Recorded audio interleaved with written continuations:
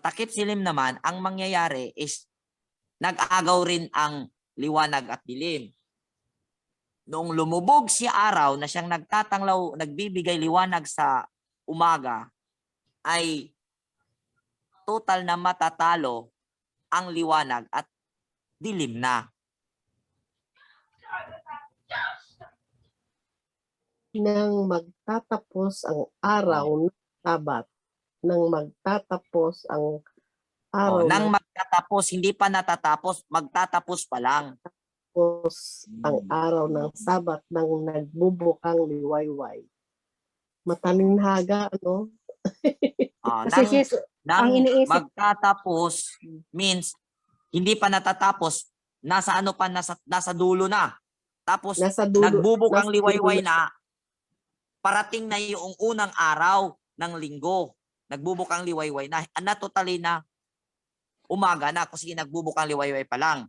Pero nung sumikat na ang araw, doon natatapos ang Sabat at nagsisimula ang unang araw. kasi sis, ang iniisip mo siguro yung the word na araw. Yung ba yun? Kasi, iniisip mo yung the word na ang araw, hindi mo iniisip na yun ay tumutukoy sa Sabat. Okay, may dalawang term ang araw kung iyong titingnan. May araw na tinutukoy na yung pagsikat hanggang sa paglubog. Mayroon ding araw na tinutukoy na tumutukoy sa buong 24 hours. Okay. Sunrise to sunrise. Kasi mayroong isang araw na termino na tumutukoy lamang sa pagsikat hanggang sa paglubog. Pero yung kabuuhan ng isang araw na term ay yan po ay 24 hours mula sa pagsikat hanggang muling pagsikat. Yeah, 6 a.m. to 6 a.m. Yun. Nabukasan, oo. Okay.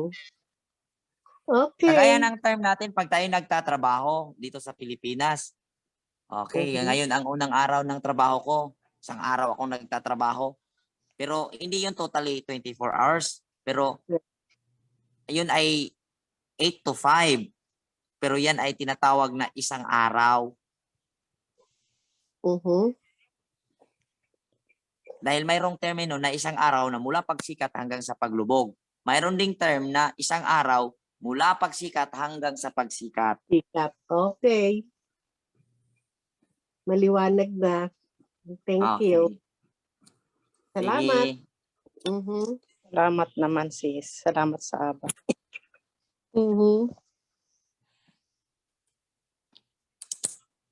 Okay, saan na tayo sis? Ano tayo bro sa 19 and 20 of Acts? O sino si Kuya Alejo? Magbasa ka bro. 19. Okay, English ito English. Wala pa akong Tagalog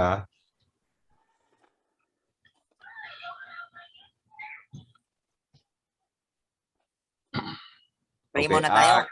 Pray muna tayo bro. Sige, pray muna Okay, lead the prayer Kuya. Alin? Ikaw mag-lead sa prayer ba? Pining prayer. Okay.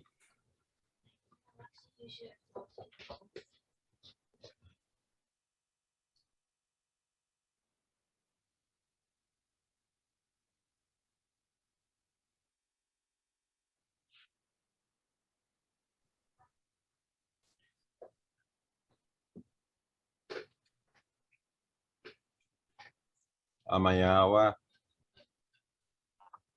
Messiah, King Yahweh, kami po ay nagpapasalamat at kaming mga nilalang mo na naniniwala sa iyo ay nagkatipon-tipon na naman. At nagpapasalamat kami ng gusto sa iyo at kami namamalayo sa mga sakit na lumalaganap ngayon dito sa buong mundo. Isa pa naming pasasalamat ay ang patuloy mong pagbubukas sa aming mga kaisipan na maintindihan ang turo ng mga ibang nilalang na kahit na inaapi kami kami ay nananatili pa rin ang aming paniniwala sa Torah na sinasagawa lagi ni Bro Roy. Kaya inaasahan namin lagi, Ama, ang iyong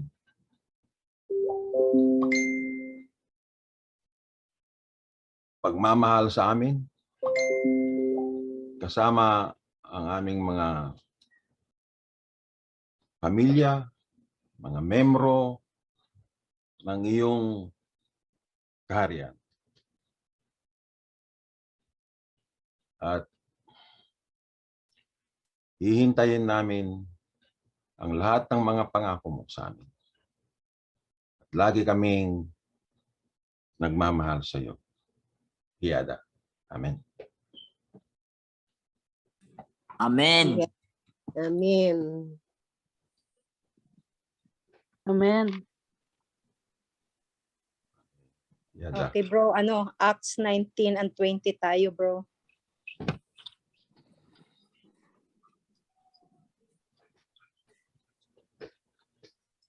Okay, Acts 19.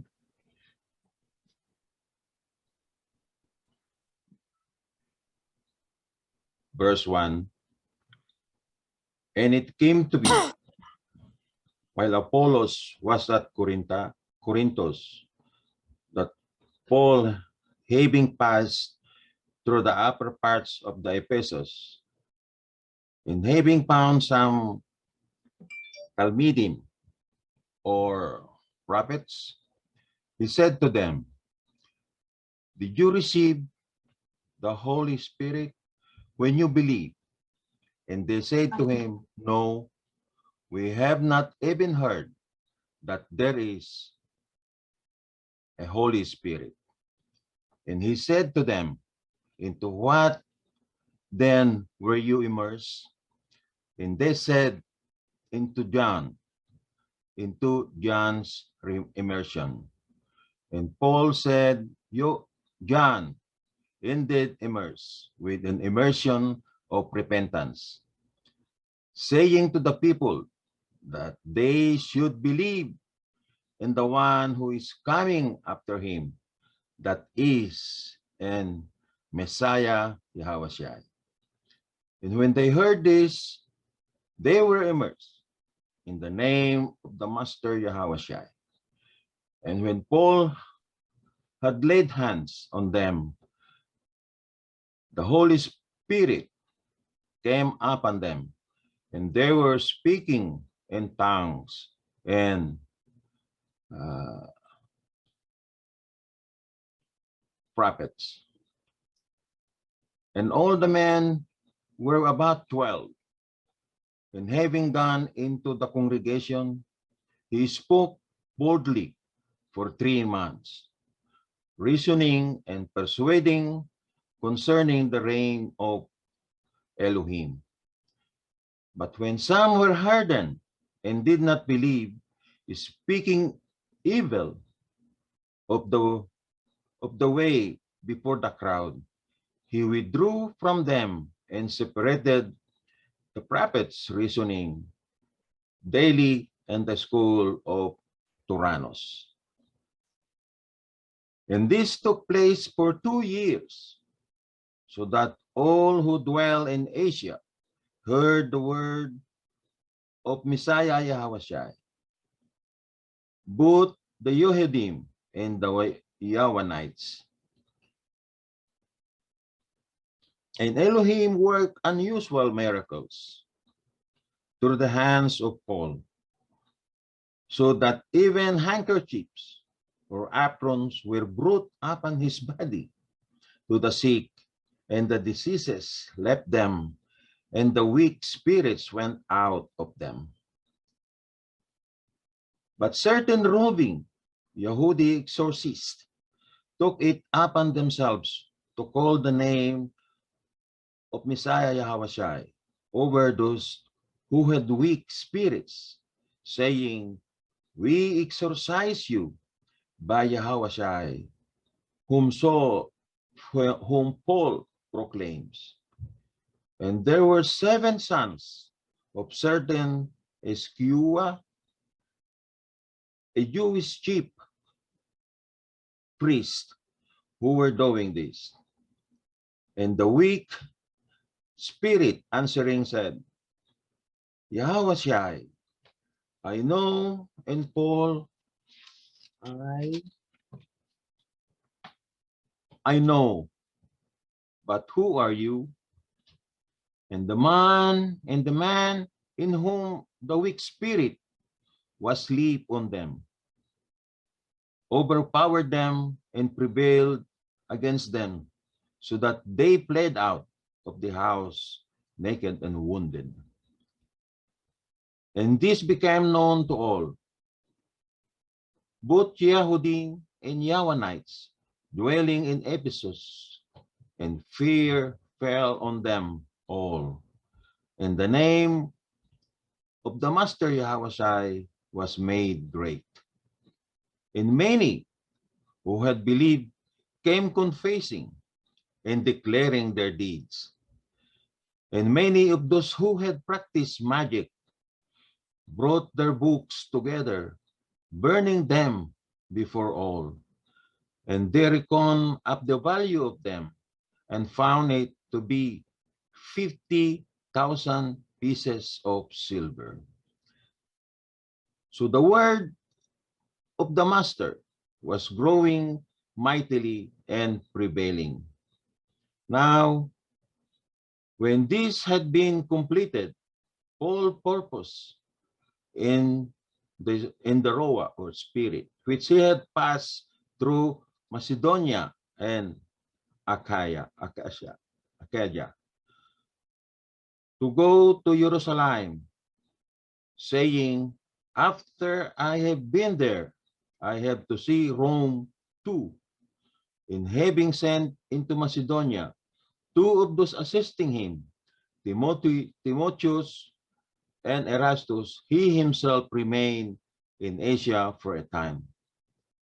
And about that time there came to be a great commotion about the way, for a certain man named Demetrius, a silversmith, who made silver shrines of Artemis, provide no little business to the craftsmen, who, having called them together with the workers of the same, said, "Men, you know that our wealth is from this business.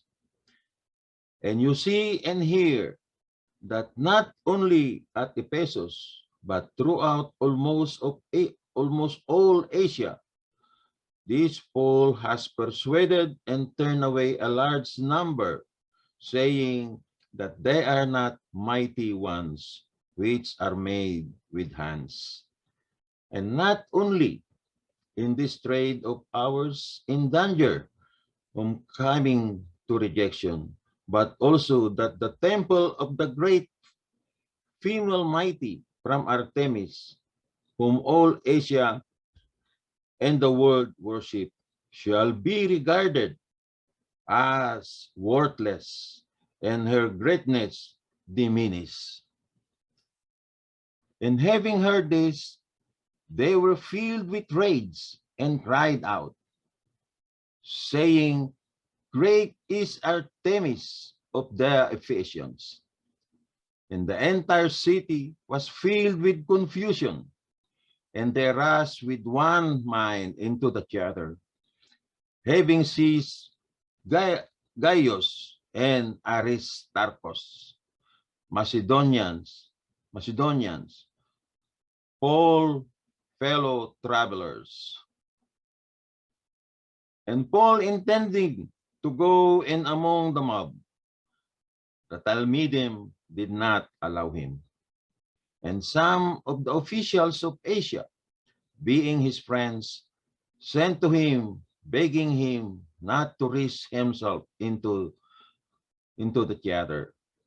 Then others indeed shouted this, and others that, for the assembly was confused, and most of them did not know what they had come together.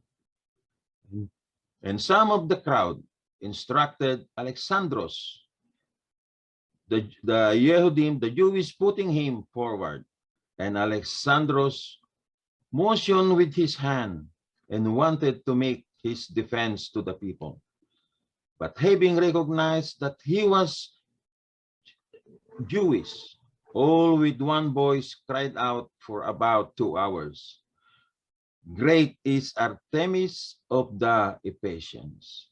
And the city clerk, having claimed the crowd, said, "Men of Ephesus, what that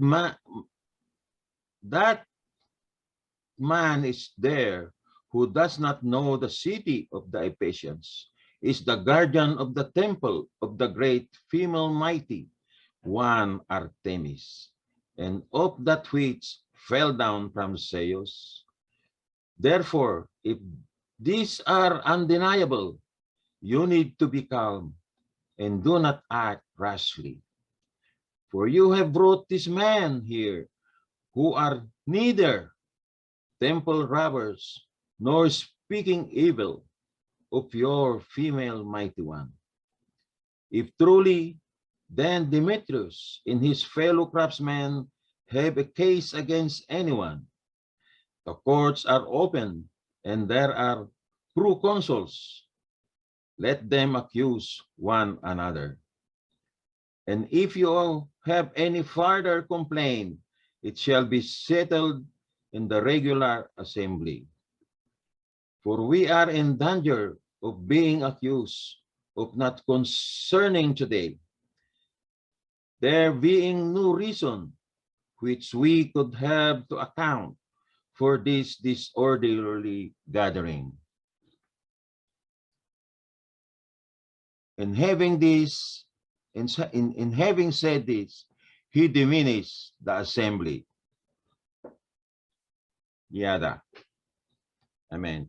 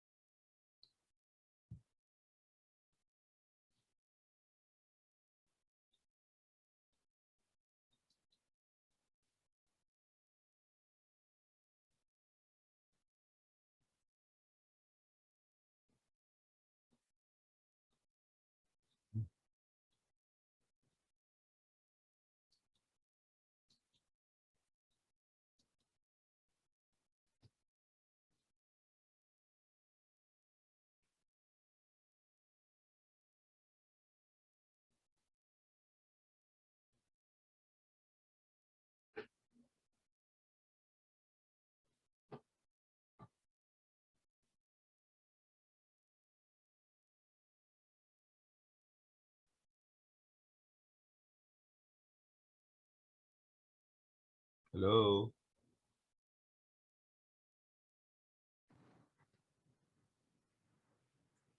Hello, Sis Encar. Sis, Yes po. may Tagalog ka dyan, sis. Sorry, nagda-drive ako, hindi ko kayang magano. Susunduin ko lang yung anak ko. Lumabas lang ako sandali. Pwede Tagalog. pakibasa din sa Tagalog, sis, please. Salamat. Oh, sige. Sa chapter 20.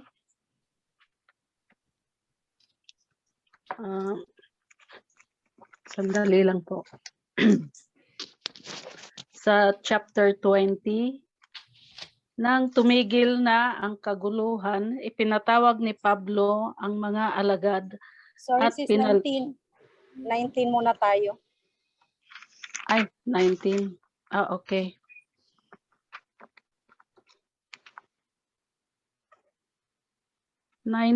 Samantalang nasa Corinto si Apollos, si Pablo namay naglagos sa mga dakong bulubundukin ng lalawigan hanggang dumating sa Efeso. May natagpuan siya roong ilang alagad at tinanong niya, tinanggap ba ninyo ang Espiritu Santo ng sumampalataya kayo? Hindi po, tugon nila. Hindi namin narinig na may Espiritu Santo. Kung gayon, sa ano kayo nabautismuhan? Tanong niya. Sa bautismo ni Juan, anila. Sinabi ni Pablo, ang bautismo ni Juan ay tanda ng pagsisisi. Sinabi niya sa mga Israelita na dapat silang sumampalataya sa darating na kasunod niya. Sa makatuwid bagay kay Yahawashai. Nang marinig nila ito, sila ay nagpabautismo sa pangalan ni Yahawashai. Ipinatong ni Pablo ang kanyang kamay sa kanila. Bumaba sa kanila ang Espiritu Santo at sila ay nagsalita ng iba't ibang wika at nagpahayag ng salita ng alahayam. Sila ay humigit kumulang sa 12 lalaki. Sa loob ng 3 buwan, si Pablo ay pumapasok sa sinagoga at nakikipagtalo sa mga naroon at buong tapang na ipinaliwanag sa kanila kung ano ang paghahari ng Elohim. Ngunit may ilang nagmatigas sa kanilang di pananampalataya at nagsalita pa ng masama laban sa daan ng Elohim sa harap ng kapulungan. Kaya't umalis siya roong kasama ang mga mananampalataya at sa paaralan ni Terano nagpatuloy ng pagpapaliwanag araw-araw. Tumagal ito ng 2 taon. Kaya't nakarinig ng salita ng alahayam ang lahat ng naninirahan sa Asiya, maging Hudyo o Grego. At gumawa ng mga pambihirang kababalaghan ang Elohim sa pamamagitan ni Pablo. Kaya't panyo o dilantar na kanyang ginamit ay dinadala sa mga may sakit. Gumagaling ang mga ito at umaalis sa kanila ang masasamang espiritu. May ilang Hudyo roon na pag-alagala at nagpapalayas ng masamang espiritu. Pinangahasan nilang sambitin ang pangalan ng Yahweh sa mga inalihan ng masasamang espiritu. Sinabi nila, sa pangalan ni Yahweh na ipinangangaral ni Pablo, inuutos ko sa inyo, lumabas kayo. Kabilang sa gumagawa nito, ang 7 anak na lalaki ng isang pinakapunong saserdoting Hudyo na ang pangalay is Seba. Subalit sinagot sila ng masamang espiritu. Kilala ko si Yahweh, kilala ko rin si Pablo, ngunit kayo, sino kayo? At sila'y nilundag na lalaking inalihan ng masamang espiritu. Ang mga Hudyo'y nagahis nito at pinahirapang mabuti, ano pat hubad at sugatan silang tumakas sa bahay na iyon. Nabalitaan ito ng lahat ng naninirahan sa Efeso, maging Hudyo at Grego. Sinidlan silang lahat ng matinding takot at lalong dumakila ang pangalan ng Yahweh. Marami sa mga sumasampalataya ang lumapit at nagtapat na sila'y gumagawa rin ng ganito. At tinipon ng mga gumagamit ng mahika ang kanilang mga aklat at sinunog sa harapan ng madla. At nang tansyahin nila ang halaga ng mga ito ay umabot sa 50,000 salaping pilak. Sa ganitong kahangahangang paraan, lumaganap at nagtagumpay ang salita ng Yahweh. Pagkatapos ng mga pangyaring ito, pinasya ni Pablo na maglakbay sa Macedonia at Akaya. Bago pumunta sa Jerusalem, kailangan kong puntahan ang Roma. Pagkagaling sa Jerusalem, sabi niya, pinauna niya sa Macedonia sina Timoteo at Erasto, dalawa sa kanyang mga katulong, at siya ay tumigil sandali sa Asia. Nang panahon ding iyon, nangyari ang isang malaking kaguluhan dahil sa daan ng Yahweh. May isang platerong nagngangalang Demetrio na gumagawa ng maliliit na templong pilak ng kanilang diyosang si Diana. At ito'y pinagkakakitaan ng malaki.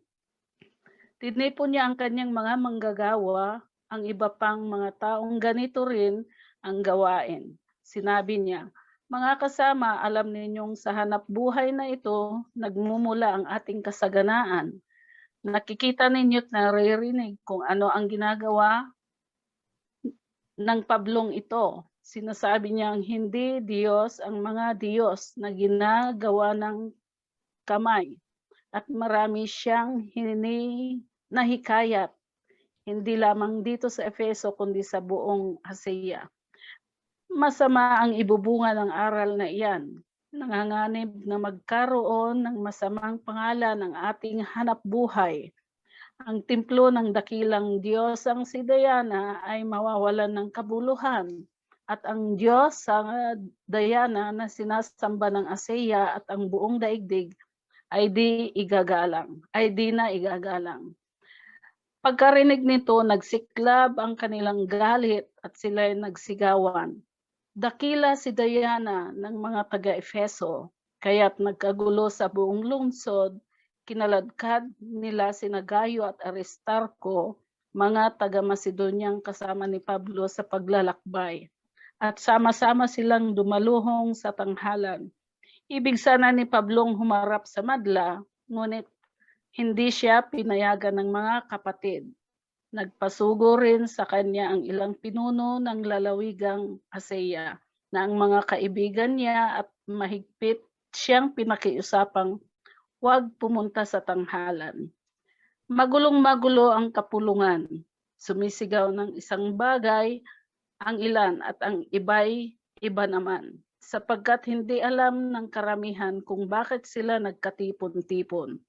Inakala ng ilang naroon na si Alejandro ang dahilan sapagkat siya ang ibinungad ng mga Hudyo. Kaya't suminyas siya sa mga tao na sila'y tumahimik upang makapagpaliwanag. Oh, sorry. What's this? Kaya't suminyas siya sa mga tao na sila'y tumahimik upang makapagpaliwanag siya. Subalit nang makilala nilang siya'y Hudyo, sabay-sabay silang sumigaw ng ganito sa loob ng 2 oras. Dakila si Diana ng mga taga-Efeso. Sa wakas, ang mga tao ay napatahimik ng punong bayan. Mga taga-Efeso, sabi niya, sino bang hindi nakakaalam na ang lungsod ng Efeso ay siyang taga-pag-ingat ng templo ng dakilang Diana at ng batong sagrado na nahulog mula sa langit. Hindi maaaring pabulaanan ang mga bagay na ito, kaya't huminahon kayo, huwag kayong pakabigla. Hindi naman nagnanakaw sa templo ni lumalait man sa ating Diyosa ang mga taong dinala ninyo rito. Kaya't kung si Demetrio at ang manggagawang kasama niya ay may sakdal laban sa kanino man, bukas ang mga hukuman at may mga pinuno, magsakdal ang sinuman sa inyo. Ngunit kung may iba pang bagay kayong ipinaghahabol, ito'y maaaring pasyahan sa isang pulong na naaayon sa batas.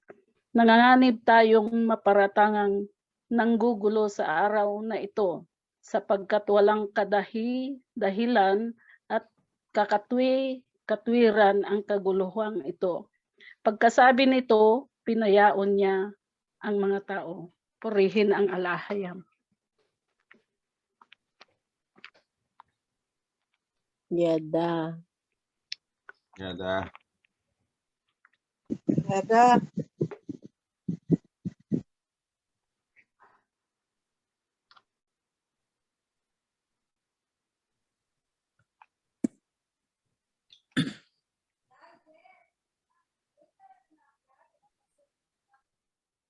Sis. Explain mo, sis.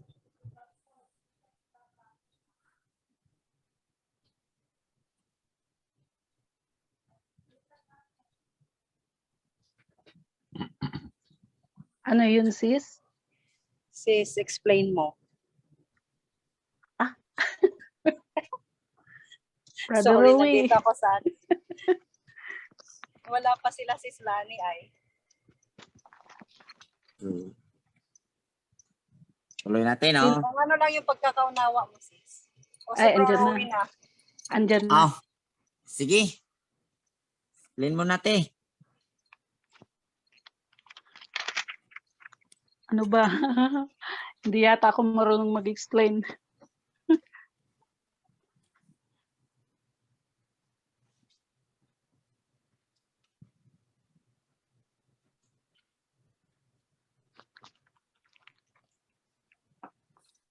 Okay, ang Makikita kukunin natin. natin mga punto dito sige. yung... Sige po. Sige, te. Yung unang part Sige, po. te. Dito sa unang part, si Pablo, sinasabi niya na nung makita niya dito sina Apollos, tinanong niya at ang mga kasamahan kung sila nga ay natanggap na nila ang Espiritu Santo noong sumampalataya sila. Tugon nila na hindi kasi hindi nila naramdaman yung Espiritu Santo na bumaba para sa kanila. At sabi naman ni Pablo,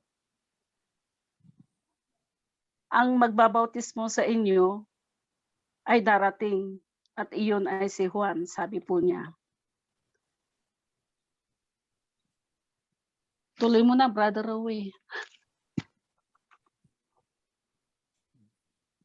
Kukunin ko, ano ko lang dito sa pag-ano ni Pablo dito sa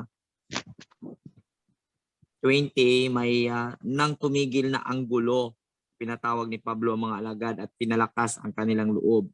Pagkatapos nagpaalam siya at nagpunta sa Macedonia. So sa paglalakbay ni Pablo sa kanyang pagmamahagi ng salita ay may mga magugulong sitwasyon na na-encounter si Pablo kasi ang possible mayroong mga debate, mayroong mga pagtatalo tungkol sa katuruan dahil alam mo na yung pinuntahan ni Pablo is ano yun yung mga lugar na pinuntahan ni Pablo is yun po ay mga simbahan ng Hudyo. Yun ay Parasio and Sadusyo. So ang nangyayari parang si Pablo ay nanulong. Ano man Tagalog ang nanulong, sis?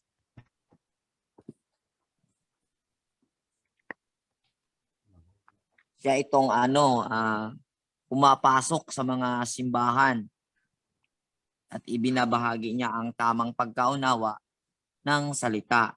So nagkakaroon ng gulo, So nung mayroon nang na-convince, pinatawag niya yung mga pinuno at pinalakas niya ang loob. Siyempre, sa pagpapalakas ng loob, tinuruan kung paano unawain yung mga verses at nung naunawaan na, siyempre lumakas yung loob. At siya tumuloy sa Macedonia. Macedonia, ano to? Anong lugar to, sis, yung Macedonia? Italy? Greece bro. Greece Greece, yan, Greece. bro. Oo. Greece, Pero oh. ang ano kasi, ang Greece at saka yung Italy na yan, maraming pulo-pulo yan. Okay. Oo. So, So, mga pulo-pulo siya. sa Grace to.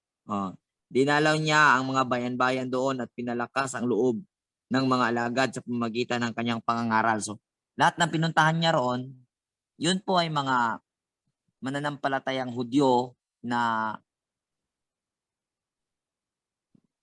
yung katuruan is Pharisee and Sadducees. Pinuntahan niya, posibleng kasi ito ay summarize ng kanyang lakad, posibleng tumanggap ito sa katuruan at nagpapatuloy na.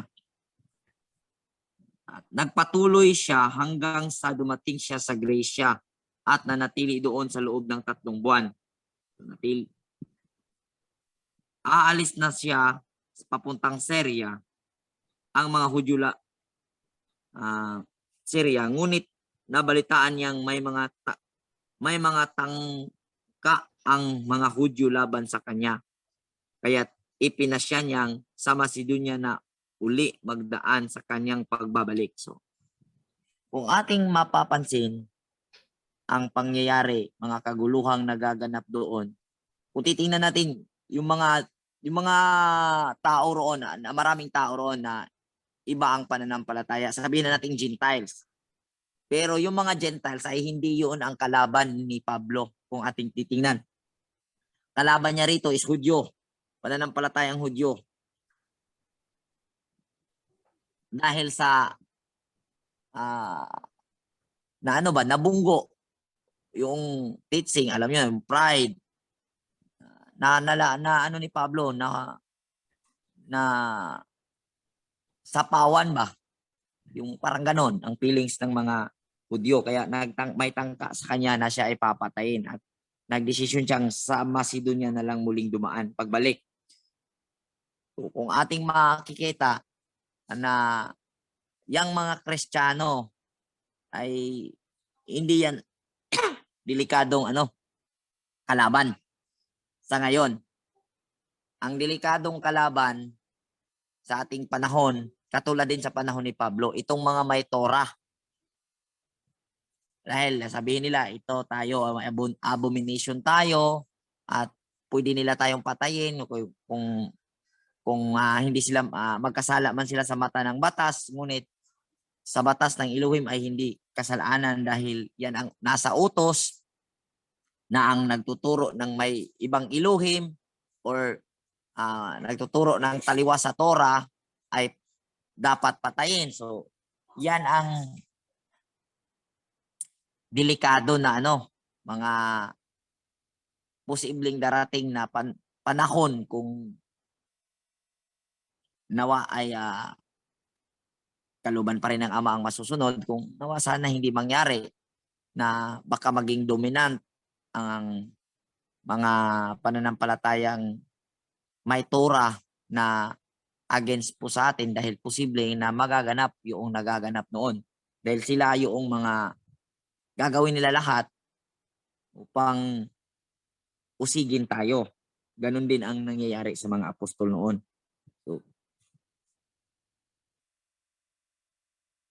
kaya't ipinasya niyang sa Macedonia na uli magdaan kanyang pagbalik. Sumama sa kanya ang taga-Bereang si Sopater na anak ni Pero. Gayon din sina Aristarco at Segundo na mga taga-Tesalonica, si Gaius na taga-Debre, si Timoteo at sina Tychicus at Tropemo sa mga taga-Asia. So, kung ating mapapansin, itong mga taong ito, ay yung taga-Berea, posible, itong si taga-Berea is, ito kasi yung taga-Berea, mga masatalinong mga mananampalataya yon, naniniwala kay Pablo at inicheck nila yung mga itinuturo ni Pablo. At andito rin si Timoteo at saka si Tropemo na na-mention niya doon sa book of Corinthians. So, na nabautismuhan niya pamilya ni Tropemo. So, kung ating mapapansin na ito yung mga sumasama sa kanya. Nauna sila at nag-antay sa amin doon sa Troas. Kami naman ay sumakay sa barko mula sa Pilipos pagkaraan ng pista ng tinapay na walang pampalsa. At dumating kami sa Troas ng 5 araw na natili kami roon ng 7 araw. Kung ating i-aanalisa, ang pista ng tinapay na walang pampaalsa ay na-celebrate ni na Pablo doon sa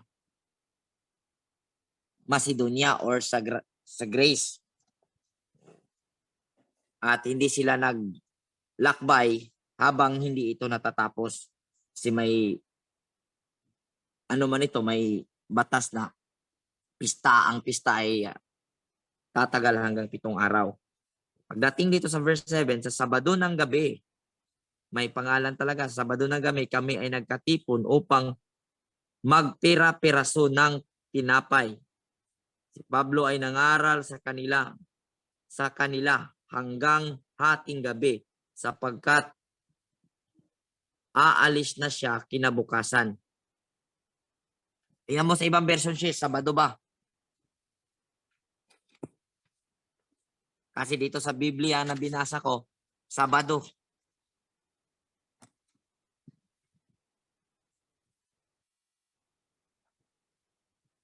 Saan? Bro, sandali.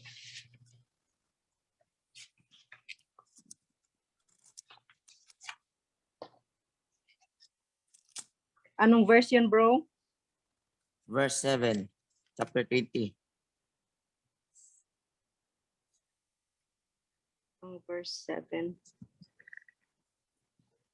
Okay. And upon the first day of the week, when the disciple came together to break bread, Paul preached unto them, ready to depart on the morrow, and continued his speech until the midnight. So there's no Iba tong Tagalog version eh. Oo, Nang iba. Sabado ng gabi, kami ay nagkatipon upang magpiraso ng tinapay. Pero iba Tingnan ko rito. dito, bro, meron akong Tagalog. English pala yung nakuha ko. So, wait.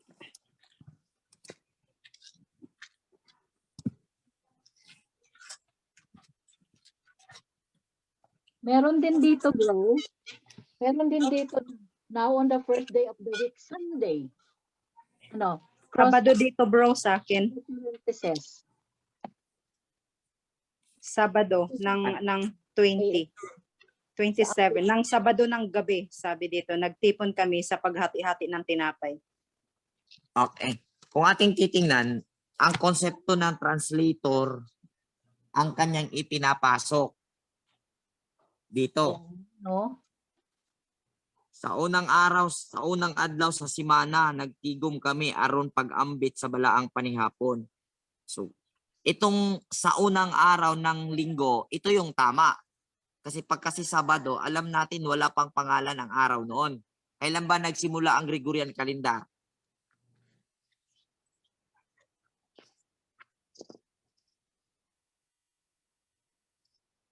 So, dito sa Biblia na binasa natin, tong verse 7, tong Tagalog na magandang balita, ay concept na ng translator ang kanyang ipinapasok dahil pinapangalanan na niya yung araw.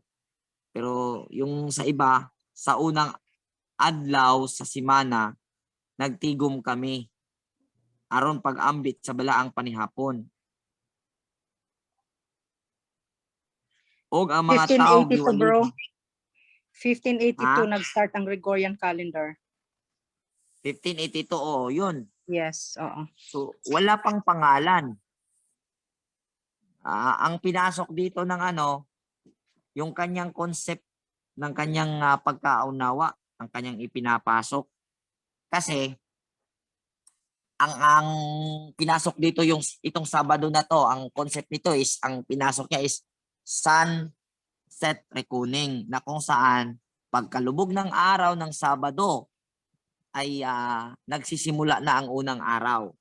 Kaya yan ang niya, na ipinasok niya yung kanyang pagkakaunawa na sunset at matapos ang Sabat, kasi sa unang adlaw sa simana, pwedeng maunawa mo na kasi bago magsimula yung unang araw sa linggo, Sabat yan. Before, example, bukas ang unang araw ng linggo, siyempre Sabat ngayon. So ang ipinasok niya ay kanyang pag-uunawa. Kasi kung basahin natin dito sa Bisaya ko na version, sa unang adlaw sa simana nagtigom kami aron pag-ambit sa balaang panihapon. So, ug ang mga tao giwalihan ni Pablo hangtod sa tungang gabii, kay mugikan man siya pagkasunod adlaw. Kung ating titingnan yung pangyayaring ito ay ginawa ni Pablo sa unang araw ng linggo. Kaya mayroon ding pagsamba na sinunod daw nila yung kay Pablo kasi may mababasa na nagtitipon sa unang araw ng linggo, which is Sunday. Pero hindi ito ang regular na pagtitipon, mahahalata natin. Dahil ginagawa lang ito ng mga mananampalataya sa pangunguna ni Pablo upang ihahabilin ni Pablo yung mga pangangaral at i-encourage yung mga tao, papalakas ng loob. Kaya dahil alis na siya bukas. Yun po ang nangyayari na mayroon siyang teaching na mula gabi, mula araw, kung kailan yung nagsisimula yung kanilang pagtitipon hanggang sa hating gabi. Verse 8, daghang mga suga. Okay, dito naman sa Tagalog. Maraming ilaw sa silid sa itaas ng pagtitipon namin at nakaupo sa bintana ang isang binata na ang pangalan Eutico. Dahil sa kahabaan ng pagsasalita ni Pablo, si Eutico ay inantok at nakatulog ng mahimbing at nahulog siya mula sa ikatlong palapag na kanyang kinaroroonan. Kaya't patay na siya ng buhatin. Dahil sa haba ng mensahe ni Pablo, imagine mo, umaga pa yon hanggang nagtitipon na sila sa may araw pa. Tapos dumating na yung ginawa nila na banal na hapunan, ay continue pa yung pangangaral ni Pablo hanggang sa ating gabi kaya nakatulog at nahulog ang si Eutico. Pag may naaantok sa discussion na andyan si Eutico.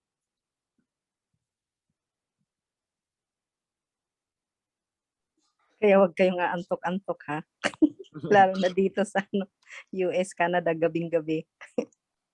Nanaog din si Pablo at niyakap siya. Huwag kayong magkagulo. Buhay siya. Muling pumantik si Pablo at nagpira-piraso ng tinapay. Pagkatapos nagpatuloy siya sa pangangaral sa kanya hanggang mag-umaga, saka umalis. Grabe yung ni Pablo. Kasi aalis na siya, nilulubos na niya yung kanyang pamamahagi ng salita. At si Eutico ay hindi namatay. Kahit patay na, positive si Pablo. Sabi niya, buhay ito, huwag kayong magkagulo. Sa verse 12, ang binata naman ay nabuhay at inihatid sa kanyang bahay at ito'y nagdulot sa kanila ng malaking kaaliwan. Maraming na-amaze sa nangyari dahil patay na ngayon, tapos nabuhay pa. Sumakay kami sa barkong papuntang Ason. Doon kami magkikita ni Pablo ayon sa bilin niya sa amin sapagkat sasakyang panlupa ang kanyang gagamitin papunta roon. Na makita kami sa Ason, sumakay siya ng sinasakyan namin at sama-sama kaming pumunta sa Mitilini. Mula roon patuloy kaming naglakbay at kinabukas ay dumating kami sa tapat ng Q. Nang sumunod sa araw, dumaan kami sa Samos at makaraan ng isa pang araw ay dumating kami sa Mileto. Ipinasya ni Pablong lampasan ang Epeso upang huwag siyang maantala sa Asya sapagkat ibig niyang nasa Jerusalem na siya sa araw ng Pentecostes. So kung ating mapapansin, ang selebrasyon ng pista ay nung pista ng tinapay ay pagkalipas po nun, sila ay nag-travel na. Ngunit daraan sana sila sa Episo, ayaw ni Pablo dahil baka maantala siya at ang gusto niya ay pagdating ng araw ng Shabuot, ng Pentecostes, ay nasa Jerusalem na siya. Kasi mula sa pinakaunang Sabat, matapos ang pinakaunang Sabat, bago matapos yung pagkatapos ng pista ng tinapay, yung huling pagtitipon, magbibilang ka ng 50 days, sasapit na yung Pentecostes. Kaya kung tingnan, nagmamadali si Pablo. Verse 17, mula sa Mileto, ipinatawag ni Pablo ang mga pinuno ng iglesia sa Efeso. Pagdating nila sa kanyang sinabi, nalaman ninyo kung paano ko ginugol ang buong panahon at ipinamalagi ko sa inyong piling mula noong unang araw na ako'y tumuntong sa Asia. Naglingkod ako sa Elohim ng buong kapakumbabaan at lumuluhang nagtiis ng maraming pagsubok dahil sa mga tatangkang ng mga Hudyo. So, dito pinatawag niya at pinapalakas niya ang loob ng mga pinuno ng mga simbahan, ng mga community, at pinapalakas niya na pinakita niya kahit siya ay binabantaan ng mga Hudyo ay nagpapatuloy siya. Titingnan natin yung buhay ni Pablo, napakahirap.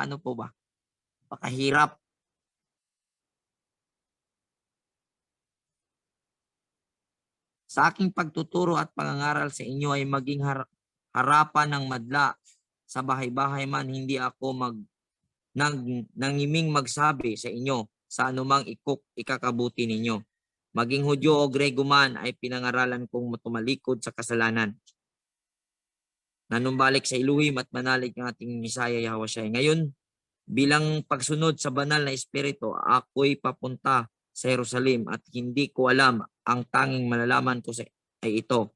Sa bawat bayang dinadaanan ko ay pinahayag sa akin ng Espiritu Santo na naghihintay sa akin ang pagkakabilanggo at pighatian. Subalit walang halaga sa akin ang aking buhay, magawa ko lamang ang aking tungkulin at matapos ang gawaing ibinigay sa akin ay ng Panginoong Yahushua, ang pagpapahayag ng magandang balita tungkol sa kagandahang loob ng Elohim para sa tao. So, bawat lugar na pinuntahan ni Pablo may nakaabang na pagbibilanggo at kapighatian. Pero nagpapatuloy pa rin dahil ang gusto niyang masunod ang kalooban ng banal na espiritu at ipinamahagi niya ang grasya ng Elohim, which is ang grasya, yun po ay ipinaunawa niya na yung Yahushua na pinatay, yun na ang pinaka handog para sa kasalanan sa lahat, at yun ang Misaya, yun ang ipinahagi niya, yun ang magandang balita at yun din ang grasya. 25, nakasalamuha ako sa inyo habang nangangaral tungkol sa kaharian. Ngayon, alam kong hindi ninyo ako makitang muli. Kaya't sa araw na ito ay sinasabi ko, hindi ako mananagot kung mga pahamak ang sinuman sa inyo. So, titingnan natin, dito rin ako humuhugot ng estilo na wala akong pananagutan sa kahit sino kung atin ang napagsabihan at atin ang napaliwanagan. Ganon din tayo. Huwag tayong maguluhan na mga kapatid na yan, kawawa. Pagka nasabi na natin ang totoo tungkol sa magandang balita, tungkol sa Misaya, at ayaw nila, ay wala na tayong pananagutan. Yun ang ano ni Pablo, stand ni Pablo, at alam natin na si Pablo ay puno ng Ruach HaKodesh, ng banal na espiritu. So verse 27, sapagkat hindi ako nag-atubiling ipahayag sa inyo ang layunin ng Elohim.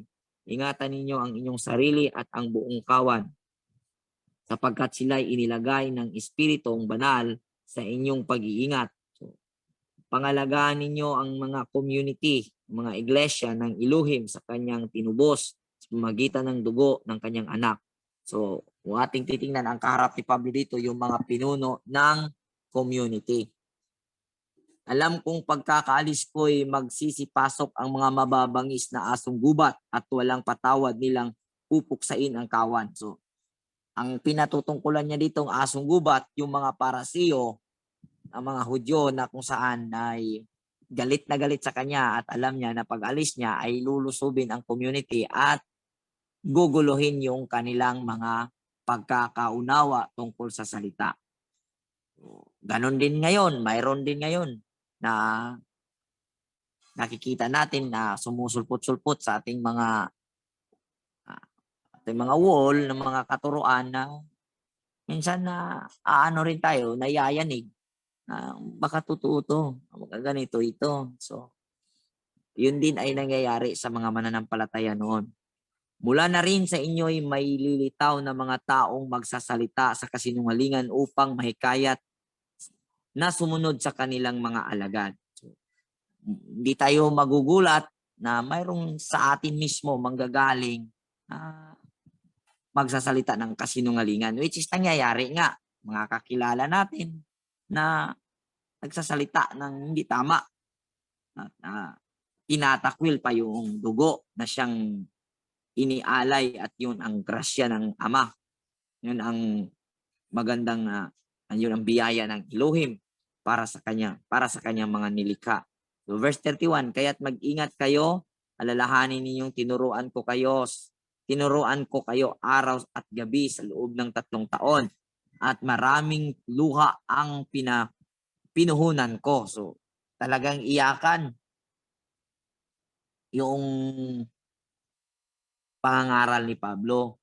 Dahil sino ba hindi maiiyak na kahit kung saan-saan andun yung tangka na patayin siya at nahagupit, na nabugbog. Pero yung mga tao ayaw pa rin maniwala or naniwala man, pero inunahan na ni Pablo na yun ang titingnan ninyo na pag alis niya, kumbaga ganun ang ibig iparating ni Pablo ba na pag alis niya, lulusob man yung pupunta man dito sa inyo yung mga ugaling asong gubat, huwag kayong padadala. Verse 32, at ngayoy itinatagubilin ko kayo sa Elohim sa kanyang salitang nagpapahayag sa kanyang kagandahang loob. Ito ang makakapagpatibay sa inyo at makakapagtibay ng mga pagpapalang inilaan sa lahat ng kanyang ginawang banal. Hindi ko hinangad ang ginto o pilak o pananamit ni numan. Alam ninyong nagbanat ako ng buto upang kumita ng ikabubuhay naming magkakasama. Dito ang makikita natin na si Pablo ay hindi umaasa sa bigay ng mga member or ng mga kasama sa pananampalataya. Tingnan mo yung term, nagbanat ng buto para sa ikabubuhay. So, yan ang nakikita ko na kahit napakahirap ang ginagawa ni Pablo at mayroon siguro dati may mga kung tingnan din napakaraming supporter ni Pablo kasi daming community ang kanyang napasok at mayroon din ako nababasa na kinausap siya ni na Pedro at Juan upang hikayatin ang mga member or mga mananampalataya doon sa nasasakupan ni Pablo pang magpadala ng tulong sa Juda, sa Judea or sa Jerusalem para sa mga ibang mananampalataya roon. So, kung tingnan natin, may kakayahan talaga ang mga mananampalataya na buhayin si Pablo at ibigay ang kanyang pangangailangan. Ngunit sabi ni Pablo dito, nagbanat ako ng buto upang kumita ng ikabubuhay naming magkakasama.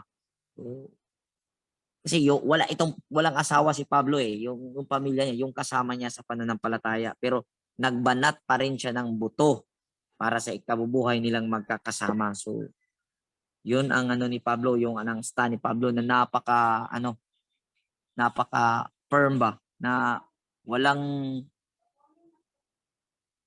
maipagsasabi yung mga tao na panluloko yung kay Pablo dahil sa hindi siya umaasa sa mga tao or walang masasabi ang mga tao na ginawa lang niya yan dahil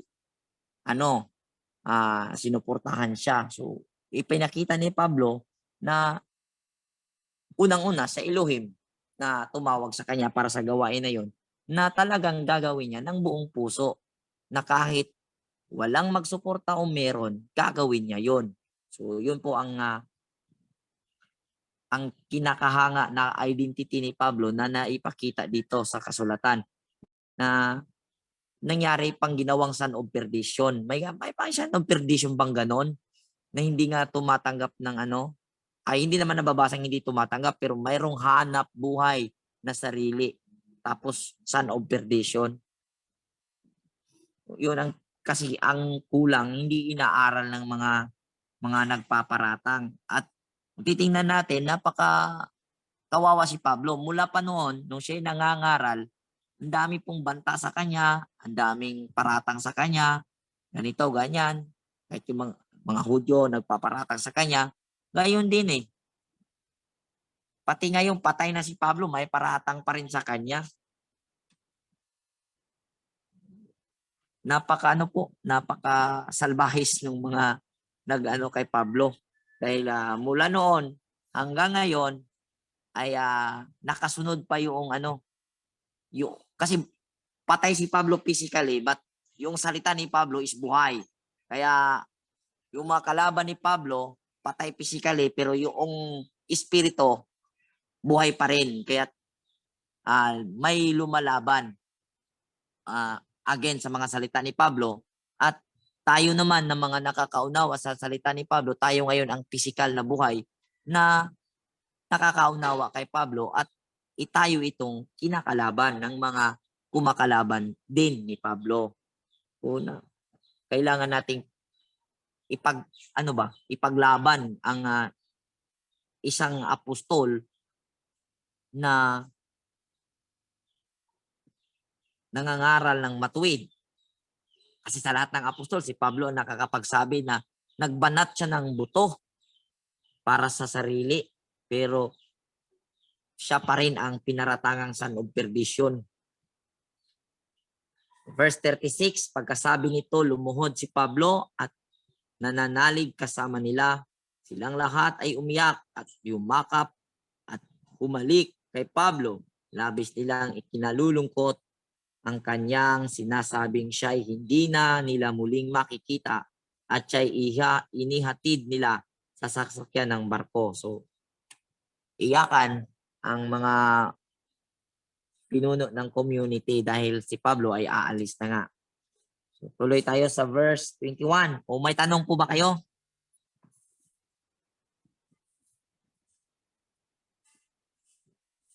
Wala. Bro, 19 tayo bro. 19 and 20. O 19 and 20. Oo. 20 yata ako Oo, sa 20 ka nagpaliwanag. Pero okay lang, di mag-atras tayo.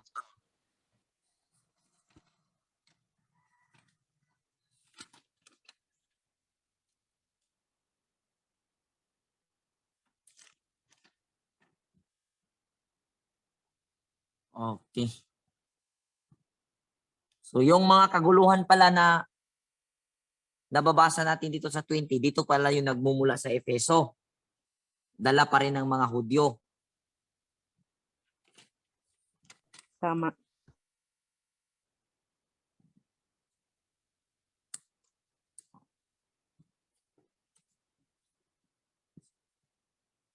Mababasa natin yung kaguluhan sa Epeso sa kanyang letter to the Epeso, di ba? To the Mm. Epeso. Nakakagulo dahil sa nilusob ng mga Hudyo na iba ang pananampalataya. So, okay na siguro mga kapatid. Yun na ang yun ang nakikita kong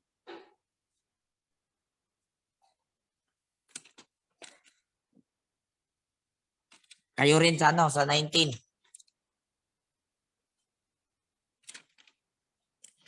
Mga anak ni Iskeba.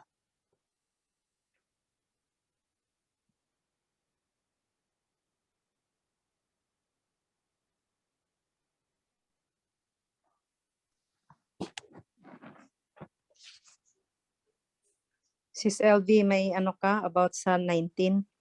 Sa 19, Mm-mm. sana walang tumawag. Pinabalikan ko lang. Mm. So, habang nasa Corinto si Apollo. Okay, itong ano to bro, sa verse 2, at sila'y tinanong niya, tinanggap ba ninyo ang Espiritu Santo nang kayo'y sumampalataya?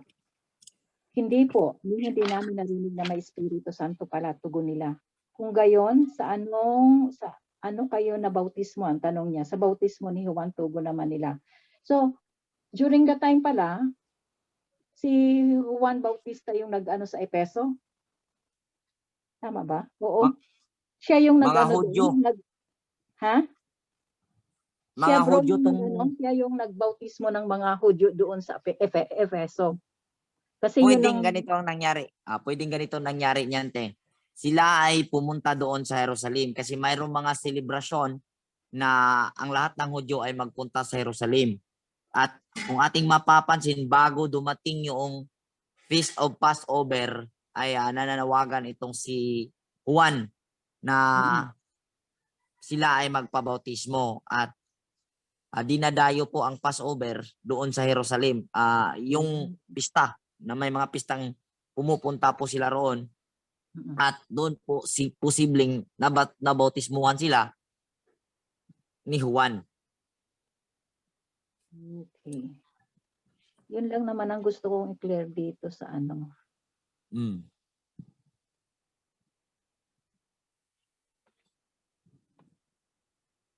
Thank you, bro.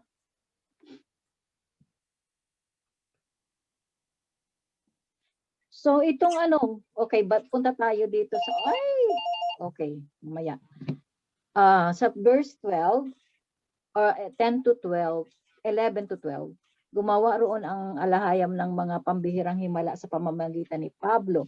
Kahit panyo o damit sa kanyang ginamit ay dinadala sa mga may sakit, gumagaling naman ang mga ito at lumayas ang masasamang espiritu nagpapahirap sa kanila. So, in the present time, alam mo, ang alam kong mga ginagawa ito ng mga Catholic di ba? Yung Yung El Shaddai. Nulito. Yung El Shaddai. po. El Shaddai, sis. Pati sa Nazarene, bro, sa may Quiapo. Oo. Oo. Panyo. So, Pinapahid malamang dito nila nila ito nakukuha. nila yung literal, no? Mm. At saka yung 3 o'clock prayer nila, dito yan sa sa Book of Acts.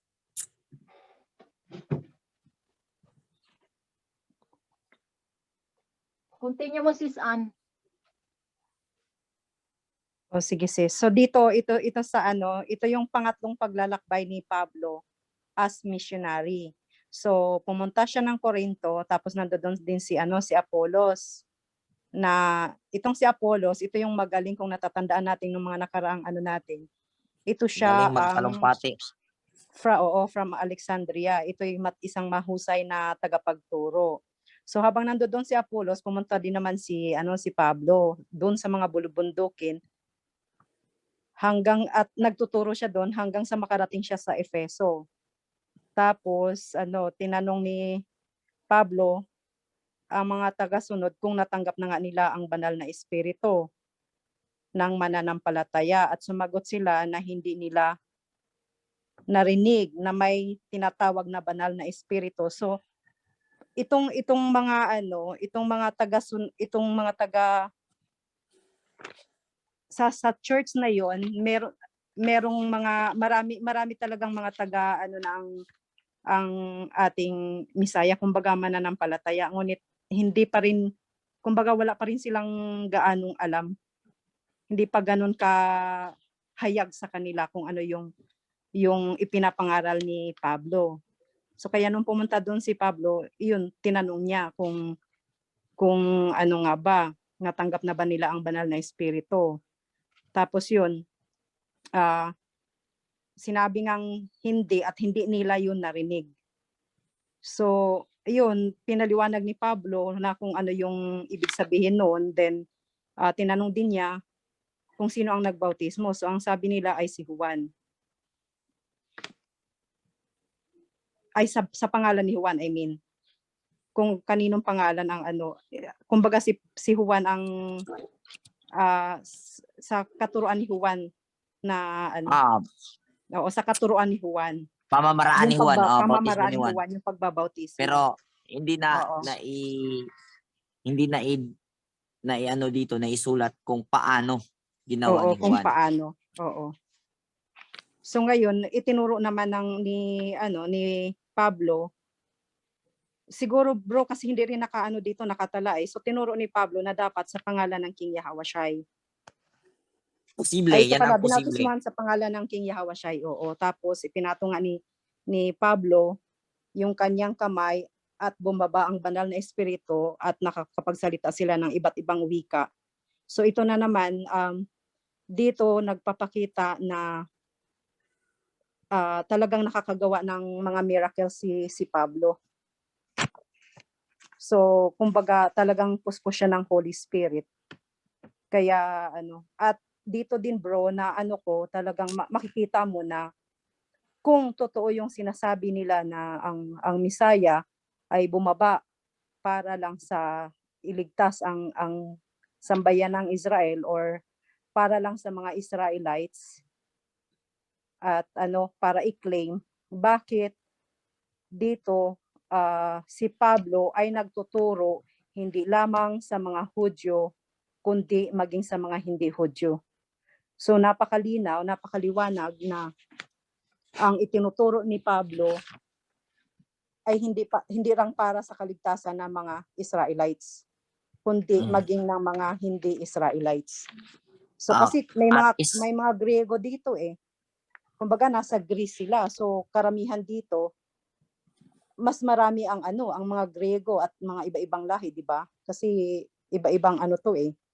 At iyan ay hindi lang siya sa church nagtuturo sa mga synagogue, kundi sa publiko. Meron ngang sa paaralan, di ba, nung dito kay sino ito? Kay Bob ay sino ba yung pinasukan niyang may pinasukan siya isang paaralan, nagtuturo siya doon sa paaralan na yon. So tapos nakikipagdiskusyon siya sa public. Kaya halos lahat ng buong Efeso nakarinig ng katuruan ng about sa paghahari ng King Yahweh.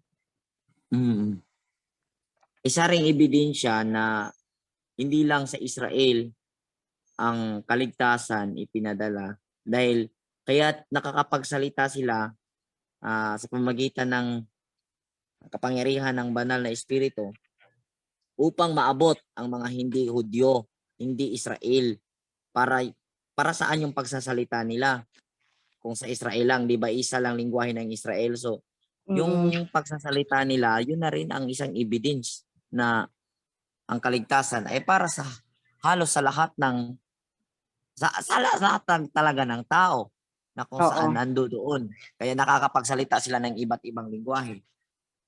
Yun ang purpose, para maunawaan yung mensahe, makakarating, maibalita sa lahat ng tao, sa lahat ng wika, Kaya yun ang purpose kaya't mayroong speak in tongue, speak in another tongue. Oo, tama. So, yun ay ano sa paaralan ni Tay Ramos. Doon siya pumupunta araw-araw yun.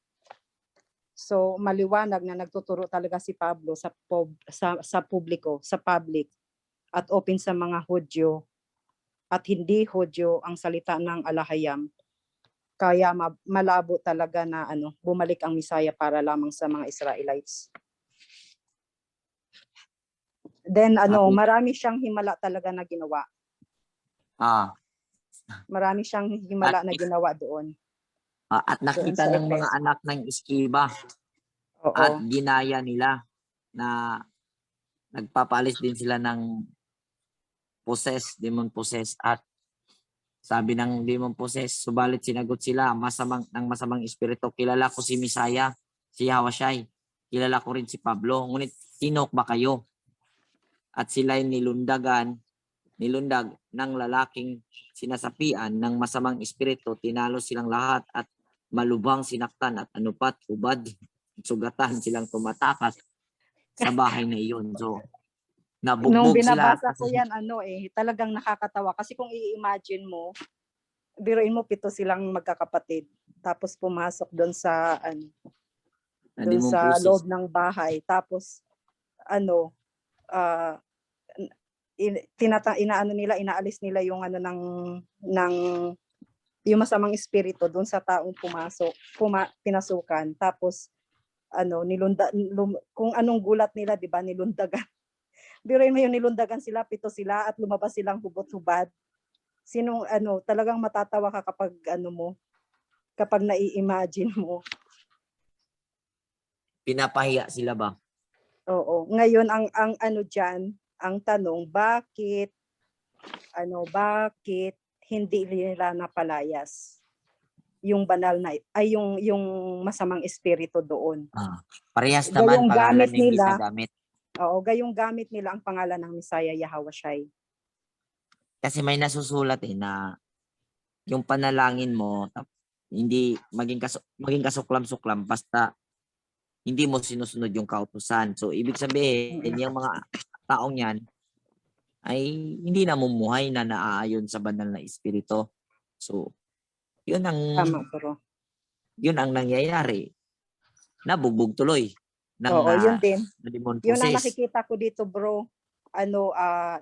Though mga Hudyo sila, pero ito silang mga Hudyo na to siguro ang hindi kasi nakalagay kung sino sila eh. Basta sinabi lang anak ni anak ni Iskeba. Pero hindi sinabi lang na Hudyo sila, pero hindi sinasabi kung sila ay follower ng Misaya Yahawashai. So malamang hindi ito. Malamang ito yung mga umano kay Pablo. Mga mga kalaban ni Pablo. Kaya, laban ni Pablo. Oo. Ginagaya-gaya nila kasi yun ang nakikita nila na sikat si Pablo dahil mayroon siyang kakayanan na nagpapalayas ng masamang espiritu. Siguro nag-oobserba sila, ano kaya ang mahika na ginamit nito? Yung pala, pangalan pala ng Misaya. Sige, yun na nga gagawin.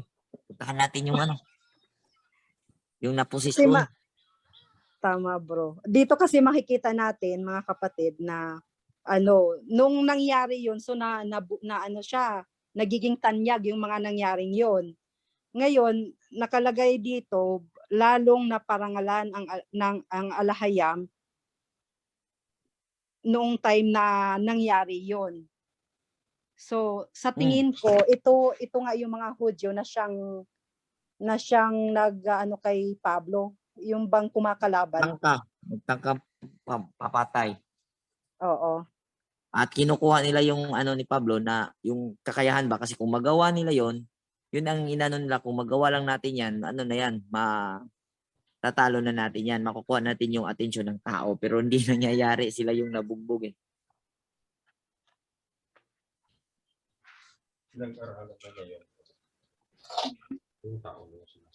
Tapos that time na nangyari yun, mas lalong naparangalan ang Aba, ang Misaya, ang So, Elohim. dito sa verse 19 says, may nasasabit, maraming sumasampalataya ang dumating at nagpahayag na sila ay nangkulam. So, nung nangyari yon ay maraming mga sumampalataya na umaamin na sila ay merong mga orasyon, merong mga mahika ba. Mm-mm. Tinipon So nila ang natakot sila kanilang bro, mga aklat natakot. at tinunog ang mga ito sa harap ng madla. Sa kabuuhan ng halaga ng mga ito ay umabot ng 50,000 salaping pilak, kaya't sa pamamagitan ng kapangyarihan ng Panginoon ay patuloy na lumalaganap at nagtatagumpay ang kanyang salita. So, maraming mga mangkukulam o mga espiritista ang sumusuko at isinisurrender at sinunog yung mga librito sa panahong ito. Dahil natakot sila na kakaiba si Pablo at yung mga mahika nila ay sinisurrender na nila.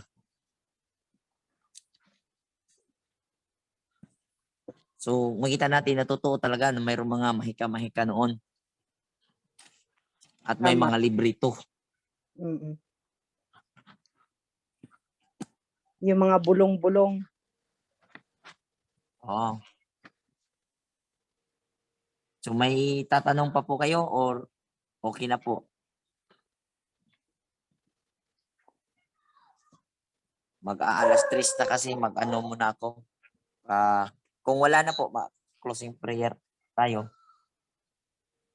Or kasi mag-aalas 3 dito sa amin. Mm-mm. Closing prayer na tayo bro. Wala naman na siguro mga Sige. kapatid, may tanong pa kayo? Okay. Sige. Siyempre, prayer Wala na tayo. bro. Pangyarihan na Elohim, Ama ng aming mga ninuno, Elohim ni Abraham, Elohim ni Isaac, Elohim ni Jacob. Salamat sa aming kaaral, salamat sa patnubay mo, salamat sa mga kapatiran nandito sa Canada. Salamat po ng marami, Aba. Kami po ay pinapalakas mo sa pamamagitan ng iyong mga salita at bayan mo po ang bawat isa ng mga kapatirang nandito na sila po ay manatili hanggang sa wakas at sila po ay bigyan mo ng saganang karunungan na siyang kahit magkakaroon po silang kakayahan o lakas ng makapagbahagi po sila ng mga salita na siyang maging kapamaraanan upang maligtas ang kanilang mga mahal sa buhay.